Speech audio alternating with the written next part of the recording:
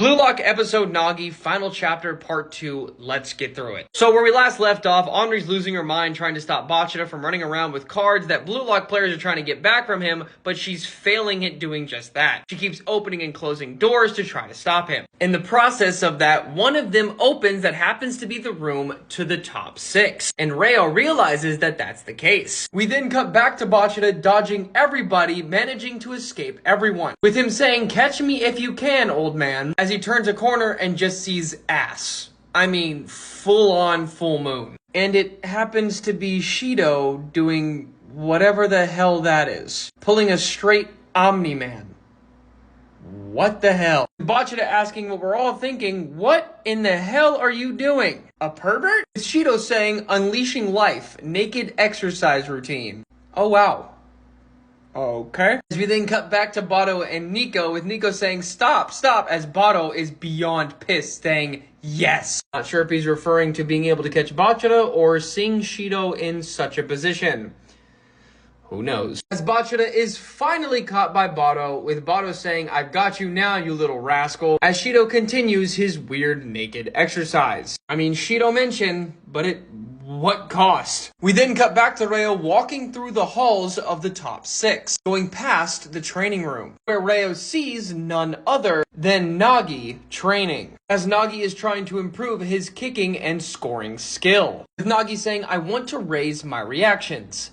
I want to unleash a stronger shot. This isn't enough yet. I can't win with such grace. I crave a new version of myself. As we see Rayo look on at Nagi trying to do all that. Rayo says, if you can feel that fire, then that's all I need. Rambling on about more that I can't read, I wish I could, but something along those lines. Basically, Rayo reminiscing on everything, realizing that Nagi finally has a fire, and he wants to join that. As Nagi then visualizes the egoists being none other than Bato, Karasu, Otoya, and Yuki, with him saying, surpass it. As we see Nagi once again use vision training, or shadow training in this case, similar to how it was with Isagi when he went up against him. Only this time, it's 4 players instead of 1. Nagi manages to do a back heel kick and get around the different phantoms, but right as he's about to score, the phantom version of Isagi manages to show up. Nagi realizing it's not enough. And this is where things get confusing. Somehow Rayo manages to get involved and enters in on his whole thing, with him saying, no way I can do it. You need to push yourself even more. As he kicks a ball and lobs it to Nagi. As Nagi says, oh, nice pitch. Where did you come from?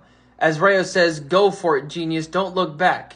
If it's this, as Nagi tries to trap the ball, saying, more freely, that's right, absorption, creativity. But instead of trapping it, he fake volleys it, making the phantom react. Only then for Nagi to trap it, saying beyond that point. As he then takes the ball back, kicks it off the ground, spins around, and tries to shoot it. The exact same thing that we saw in the U20 game. As he says, fire away. To the ends of the earth, go forth. With Nagi shooting it, saying, whoa, dude, I'm totally feeling it. Godly vibes. As we see him literally shoot it. And then manages to score the goal, saying, waiting for the heat. As he then falls to the ground and says, it's finished. A new technique. We then see a ball bounce off something, with that getting Nagi's attention. As he then says, that passed just now. We then cut to whatever this is, with it being a flashback, with saying, Rayo will keep on searching for Nagi. Beyond the dream that awaits you. Let's meet again, alright? As we see Nagi and Yukimiya's team circle. As we then see Rayo look at Nagi saying, genius, as he hands him the paper, deciding which team he's going to play for. We then cut to the next page where we see Choki, and it says, hey Rayo, I've got something to say. As we then see the Blue Lock Stadium from the outside,